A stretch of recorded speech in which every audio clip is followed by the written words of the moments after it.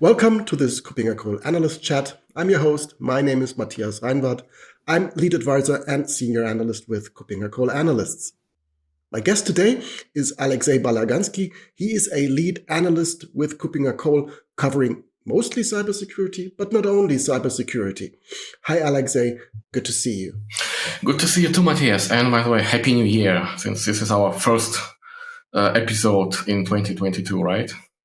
Exactly. This is the first episode for 2022, and I have some kind of throwback feeling to last year because we started the early episodes of last year also with a cybersecurity incident that took place in late December of 2020. Then we were talking about the SolarWinds incident and not necessarily the technical details, but what people could learn from it and where to start mitigating it, working on it. And I think we're almost in the same situation just right now when we look at 2022 or look back to December 2021. We need to talk about an incident that took place late December. We want to talk about the Log4j incident. Again, we don't want to talk about too much of the technical details, but nevertheless, what is it about? What has happened? All right. Well, first of all, you're absolutely right. We don't have to go into the technical nitty-gritty stuff because it has been discussed probably 100,000 times, absolutely to the death. But here, it was a really big accident which happened. I believe it was discovered sometime at mid-December. And it's all about this Log4j framework, obviously, which is simply put an open source library, which is widely used in Java application development for login purposes. Basically, anytime you need to write something into a file, into a log file, you would use this this library. And here it has been discovered that this popular open source library has a massive security hole. I wouldn't even call it a bug. It was like a massive lapse of reasoning in designing that library in the first place, because essentially it has allowed calling external URLs and loading external unverified application code and then executing it within the context of your application.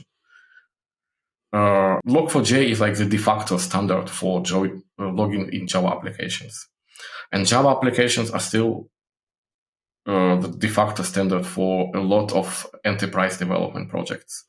So probably millions, if not hundreds of millions of servers and systems were potentially affected. And of course, everyone immediately wanted to know, am I affected? Is my neighbor affected? Can I exploit it somewhere? And for some time, for a few days, like the whole internet went bananas. Like everyone was trying to scan the whole internet, looking for this vulnerability. And at some times, I remember the security researchers were actually generating more malicious activities in that regard than the actual hackers. And in the end, it was discovered that yes, Log4j absolutely is a massive security hole. Basically, every application which uses it directly or indirectly can be exploited. There is no protection against it other than deploying additional security controls like a web application firewall, for example, or patching. And of course, patching millions of enterprise systems around the world is a huge undertaking, and especially so shortly before the Christmas, the holiday season, it was a major headache for lots of security and IT people around the world. So if we ignore this headless chicken mode many organizations have been in the beginning of this crisis, really trying to find out, am I involved? Am I really a target, a victim of this issue? What would be, from your suggestion as a practitioner and as an analyst, what would be your recommendations where to start, what to do when it comes to mitigating this threat? What would you recommend? Well, Matthias, I believe we agreed not to discuss technical details, sure, right? Because I'm pretty sure if you Google Log4j mitigation, you will find millions of results. And quite a lot of them will be very thorough and very useful. So we do not have to repeat them. And again, I guess if you are affected, then you're probably already doing something anyway. It's been like 3 weeks already since it was discovered. So if you are not doing anything yet, then you have probably been already hacked multiple times over. So but I guess we should probably focus on slightly more positive, if I may say so, consequences of this incident. Because you're absolutely right. A year ago, the same thing happened with SolarWinds. It was also a huge, massive scale cybersecurity incident which affected probably at least tens of thousands, if not hundreds of thousands, customers potentially. And we also discussed the same thing, like what do we do next time? How do we prepare ourselves how do we basically prevent this from happening ever again? And it did not help, right? It happened again, and it happened on a much larger scale. But at least there is one silver lining behind this dark cloud, that at least this time, everyone is affected. Because last time we could just kind of relax and watch other people running around screaming because we weren't using any software from SolarWinds, so we were safe, supposedly, right? This time, nobody is safe because, as I said, millions of systems are affected. It doesn't just relate to enterprise servers. There is a lot of Java applications in every public cloud, in a lot of embedded systems, which includes industrial devices and even home devices like routers, for example. Almost every internet routing device at home probably runs some Java code, so it might be affected as well. So this time, everyone is involved, and everyone is finally sitting up and taking notice. This time, everyone has to do something, which is, to me, a great thing. Because finally, we have a common understanding that something bad is happening, and everyone has to work on it to fix it. And this includes you and me and everyone else, not even just all the IT people around the world. Right.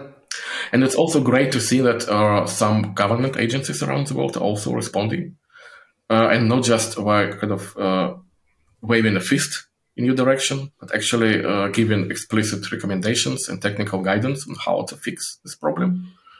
But also, for example, I just read an interesting article, FTC in the United States is basically giving out advice that if you don't fix this problem, there will be financial fines. So compliance is stepping in.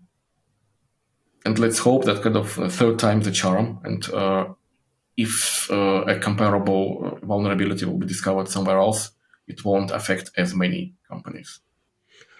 Right. When you talk about lessons learned from this, first of all, how well did we? We are operating infrastructure for KuppingerCole Analysts as well. And you are also involved in the technical parts of that. Not talking again about the details, but how much Java did you find in our back office and our systems? Were there really immediate measures to be taken, or were we safe? Well, I have to say this time we got very lucky indeed, because we did have a few Java applications running in our systems earlier last year, but we had made an executive decision like mid-2021 to actually decommission them all way in advance of this discovery. I believe one app we had was like 15 years old, not being updated for years. So it was just common sense to finally decommission it and actually migrate all its functionality to a cloud system. At least if a cloud service is affected, it's no longer your job to patch it, which is great. So in the end, of course, we had to run some scanners, we had to check our infrastructure, but we found just zero Java code, period, not just Log4j. Okay, good to hear that. But if we ignore the Java side of things, we are talking about open source software that is deployed in various scenarios at the different levels of an infrastructure, as you've described, so that we have that built into applications directly, but also used by components, used by other applications, and so on and so forth. So if we ignore the Java part, could that happen next week with any other not so well maintained or not well documented or well understood component in any other open source framework? And if this is the case, what to do there? Yes, you're absolutely right. It actually, and again, kind of ignoring Java part, we should probably also kind of ignore the open source part, because it can happen with any code. But you're absolutely right about kind of open source, or rather, this completely false understanding of what open and free software actually means, because many people still treat the so-called free software as a synonym for free as in beer, right? So like software you don't have to pay for. And of course, it should be clearly understandable to everyone that free cheese is usually found in a mousetrap, right? So you cannot just take something for free, not giving anything back, like, for example, supporting further development of that open source project, helping those poor and underpaid and understaffed maintainers to actually fix the bugs. Well, you will have the same problem over and over again. And actually, kind of open source is actually much better in that regard, in that you can actually fix it yourself if you have the capability. If, for example, next time a similar scale problem will be found in a commercial piece of software which you actually cannot fix yourself, then you have absolutely no other choices but just kind of wait till the vendor themselves fix the problem. But with Log4j specifically, it was really kind of almost tragic to observe like how many people actually working on this project at the time, like 2 or 5. And there is a huge queue of millions of developers around the world basically standing around cheering, yay, give us another patch. And I believe in 3 weeks we already had like 5 different versions released. And it's still not over yet. I mean, there are new, slightly smaller, but still kind of relevant vulnerabilities being found again and again. And it's just in Log4j. I believe even our small or relatively small scale Java application I mentioned earlier use something like 50 different open source Java libraries. Like, what about the 49 other of those? Right. So the focus should be on code quality, on code quality assurance, no matter where code comes from. So really Absolutely. making sure that you understand what you're running, where it does come from, and how to maintain the desired level of security. You need to have that assured either by yourself, if it's open source, or by the vendor when it's a commercial software. But in the end, you do not only need to trust, but also control and manage and understand what's really going on. Yeah, I guess kind of the biggest takeaway here is that software supply chain security is not something which one party can fix. It cannot be trusted that vendors themselves will fix it. We cannot also rely on open source alone, at least not until we actually put a lot of money into that open source development. And of course, we cannot just expect that the governments, the regulations alone will fix it. So yeah, what FTC does now in the US, what other similar agencies are kind of putting out now around the world, it's great. Compliance is, as always, compliance exists not to make your life miserable. It actually exists to make your life easier. And we all should understand that.